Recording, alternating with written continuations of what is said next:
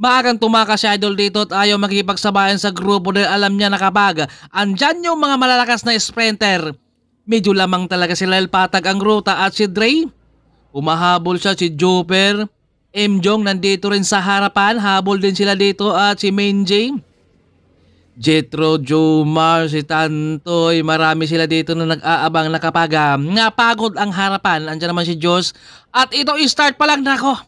Tinamaan na, naubusan na si Idol ng gasolina at kasama dyan si Ruben, si Mark Broilo at napakarami yung ating open amateur dito at syempre magandang laruan dito sa Mayada ang Hari ha. Yun nga lang, medyo marami tayong mga kasabay dito mga sasakyan kaya doble ingat tayo at nasa harapan itong si Iko. Dahil pa-U-turn to kaya nag-minor na muna sila at 5 laps na tayo at kanina meron tayong nakikitang umaagwat dahil ayaw niya sabayan sa group dahil alam niya nandito ang mga malalakas na rimatista rin. Andito si Josh sa likod.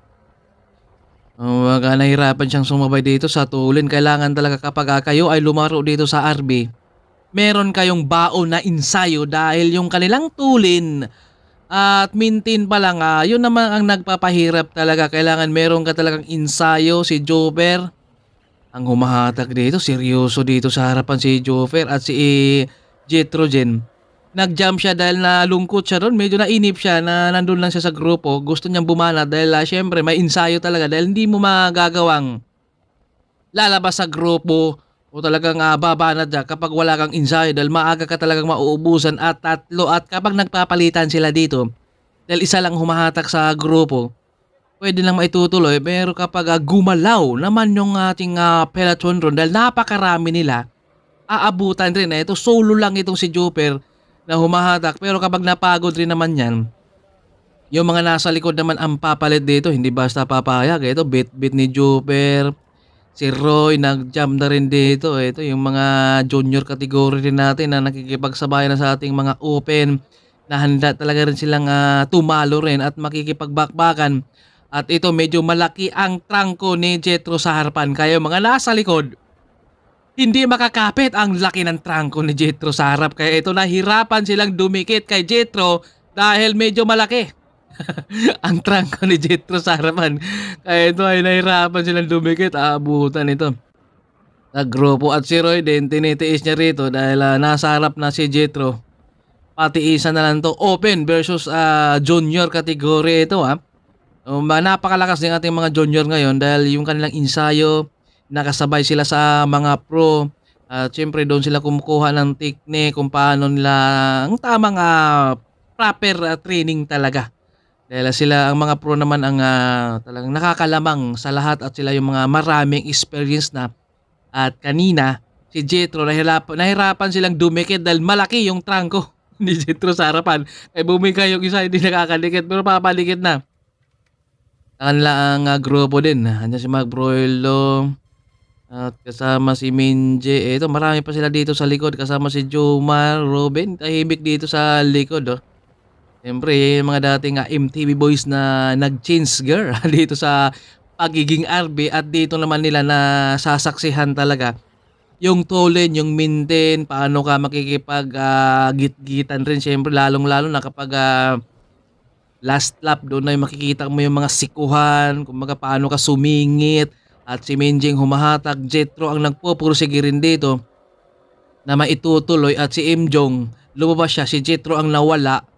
Kaya ito kasama pa rin dito si Roy at kapag nagpapalitan sila dito, dapat palitan, hindi yung isa lang humahatak para maitutuloy para yung puwersa nandyan pa rin. Dahil kapag isa lang ang humahatak dyan, siyempre yung puwersa, kailangan merong pahinga rin. Pero yung sa likod naman nag-aabang rin siya ng grimatian rito na kapag itutuloy ni Imjong, itong kanilang dalawang break ay lamang na kagad. Yung nasa likod rin ito naka-aerodynamic na si Imjong rito para yung hangin daw na kay Roy. Kaya ito tinutudo na nung dalawa pero hindi pa natin alam. Meron pa tayong last lap sa kanilang laban rin dito pero tinatansya lang nung peloton rito na hindi basta nila idikit dahil kapag idikit maagang mag-angatan. Last lap, dalawang umagwat itong pabalik ay ahon kaya mahirapan pa at may nag-jump rin dahil si Menji ang humahatag at bumabagal kaya merong isang nag-jump kaya ito hahabol na ang grupo dahil kapag marami na nasa harapan yun ang malakas ang puwersa Ito bit-bit na naman ni Menji rito yung harapan ng peloton, yung mga nasa likod ang re-remate. Nandito si Jomar, si MC rin dito. Si MC dahil kailangan niyang palitan rin dito. Si Menji para hatakin yung grupo at patlo ng umagwat. Grabe yung tulin na dito. Ubos kung ubos talaga sila dito sa kanilang last lap at ito yung the 3-man breakaway at last lap tayo si Imjong kasama si Roy dito at may nag-jump rin dito para humabol pero parang kanya-kanya din sila dito. Dumiskarte din yung dalawa na hindi masyado dumikit na kung sakaling maitutuloy din nila yung kanilang breakaway, lamang dito yung nasa likod. Kailangan talaga dumiskarte, no?